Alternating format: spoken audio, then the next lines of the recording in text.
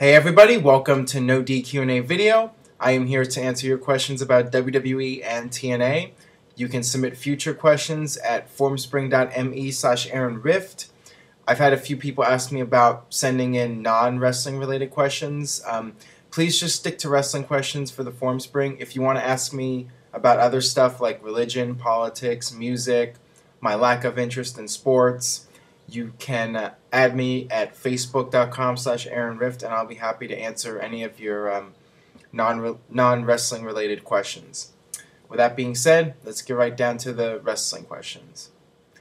This is from RKO version 1. Hey Aaron, love the show, keep it up. Thanks for that. In your previous NoDQ&A video, you said that you could not see WWE doing Wrestlemania in the same arena again. Do you think that with it being WrestleMania 30, they might decide to copy WrestleMania 2 and hold it in 3 different venues again? That's definitely an interesting scenario that you bring up. The problem is that WrestleMania 2, when they did that, there were a lot of technical issues. And it was so bad that they haven't tried doing that format again since. They haven't done the 3 arenas since WrestleMania 2. Now, technology has improved a lot since then. Maybe WWE could try that again and it could work, and that way they could still have WrestleMania 30 in Madison Square Garden, and then have another part of it at Staples Center, and then another part at the Allstate Arena in Chicago. That way you can do the small arenas and have that atmosphere, you know, the crowd in that smaller arena where you get the better reactions. And you can still make the huge money. You can still have the nostalgia factor with MSG, and you know, you have 3 different arenas, and you're making 3 times the amount of money that you would just holding it in one small arena. So it might be worth trying by WWE. I haven't heard anything about it. I don't even know if that's even on their radar, if they're even considering doing that. But it would be cool, and I think if they did try it again, in this day and age, WWE has gotten so good in terms of production values. I think they could pull it off, and it would be a lot more effective than WrestleMania 2. I mean, back then, the technology was still very primitive. Pay-per-view was a new thing, and they just went over their head. They went over their heads back then. This is from Nick Gags. Who do you think will win the 2012 WWE Superstar of the Year? Well, John Cena's won it in the past, and he could win it again, but I'm thinking that WWE is going to go with Sheamus this year. Sheamus is the guy that they're trying to build up as the next top superstar. They're hoping that he will be over enough as a babyface to carry the SmackDown brand, and that way they could turn Randy Orton heel without having to worry about losing merchandise sales and that sort of thing. So making Sheamus the Superstar of the Year is a way that they can continue to push Sheamus and try to make him the top star, at least on SmackDown, in the eyes of the fans. So that's my pick, Sheamus, but it could always end up going to John Cena. Who knows? Since Steve Austin probably won't be wrestling at WrestleMania 29, could you see him as a special referee since he was one at previous WrestleManias? I doubt it. As you mentioned here, he's done the special referee gimmick several times before. He did it at 20. He did it at 23. He's also done it at other pay-per-views like Cyber Sunday. There's just nothing special about seeing Steve Austin in a special referee role. It's played out. And it doesn't even make that much of a difference in terms of the pay-per-view buy rate. I mean, Steve Austin was that special referee for a Cyber Sunday pay-per-view, and it didn't really make a difference one way or the other in terms of boosting the pay-per-view buy rate. People want to see Steve Austin back in the ring. That's it. So if Steve Austin comes back, the only thing left for him to do would be to have one more match. There's no point in bringing him back like as a general manager or something like that. That's already been done.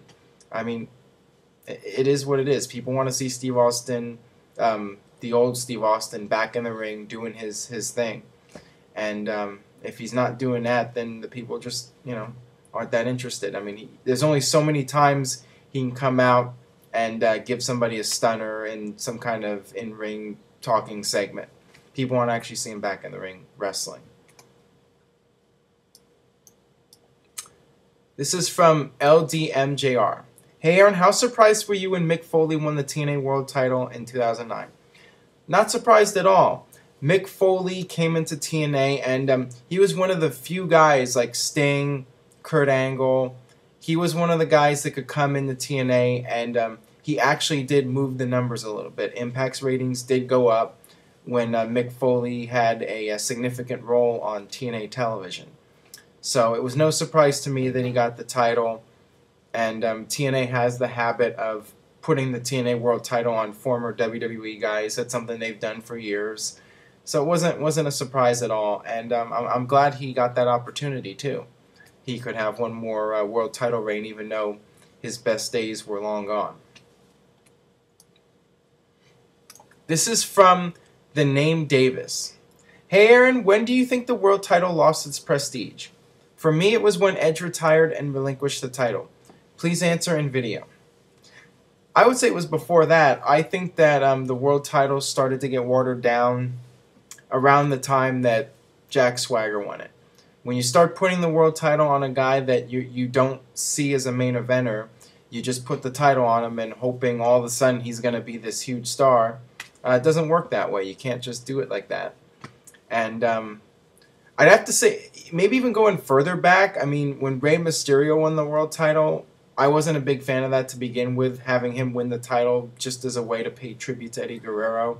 And then the fact that once he won the title, all they did was have him lose. I mean, he lost pretty much every match as world champion. And as I mentioned before, I'm not a big fan of putting the title, a world heavyweight title on Rey Mysterio. This small guy who's 5'4" or whatever, 150 pounds, I don't even know. But it's just not very believable that Rey Mysterio could beat somebody like him. But if you're going to put the world title on him, I mean, you might as well push him a little bit. So the whole thing didn't make any sense, and I think that's when it started its decline. But definitely by the time guys like Jack Swagger had the title, and the company puts a title on him, but they really still see him as a mid-card act, and they put the world title match on first or second on the card. Stuff like that, I think, really made the title lose its prestige. This is from Chris Matthews, 1990. Hey Aaron, was it a big kick in the face to Andre the Giant by not giving him a lengthy WWF title run, or do you think it didn't really bother him? I don't think it bothered him at all. I mean, Andre was already getting sick. You know, he was having his health issues, and he couldn't do a whole lot. He didn't wrestle that much. If he was going to be the world champion, he would have to be on the road constantly, and that just wasn't something Andre was going to do at that stage of his life. He was just his body was giving out on him. I think just giving him that short reign, if anything, was a way to show him respect and put him in the history books, in the record books. I'm sure Andre was thrilled about that, just to be able to hold the title for a short period. So I think that was WWE's way of saying thank you to him, and you know, he was happy just with that, I think. Now that Jeff Hardy's TNA contract is ending, do you think he'll return to WWE for one more run? I've actually gotten a lot of questions about Jeff Hardy. I'm always getting questions about him. Will he return to WWE? And now the rumors are starting to swell up again because news got out that his contract with TNA is set to expire in the next several months. And there's also the report going around that the reason that Jeff Hardy is in the main event at Bound for Glory is TNA's way of trying to keep him happy and get him to sign a new deal. I think that there's a good chance we'll see Jeff Hardy back in WWE. I think that he's clearly cleaned up his act. He's been doing a lot better as of late. And WWE is always looking to bring back somebody like Jeff Hardy who can instantly connect with the audience. And in terms of merchandise sales, I mean, Jeff Hardy is still a huge commodity. I mean, let's face it, he is TNA's biggest star in terms of merchandise sales. And when you go to the live events, Jeff Hardy always gets the biggest reaction from the crowd. Jeff Hardy is still a big deal. So WWE would love to have him back, I think. I mean, obviously there's the concern about him screwing up again, but like I mentioned, he has been staying clean, and his head seems to be back in the game again. So I think there's at least a good chance that Hardy will end up back in WWE. Will it be early next year? That remains to be seen. I mean, he could always sign a new deal with TNA. It's a light schedule, and you get a lot of money. So he's. But as Matt Hardy mentioned on Twitter, it's not about money for Jeff Hardy. It's about him wanting to go out there and enjoy what he does. So depends on what the best deal is for him personally. All right, this one is from Gabriel F. Narvez. Hey Aaron, I'm always wondering, why did SmackDown change from Thursdays to Fridays? I wasn't watching at the time, so I'm clueless. Was it because of TNA or another reason? It had nothing to do with TNA.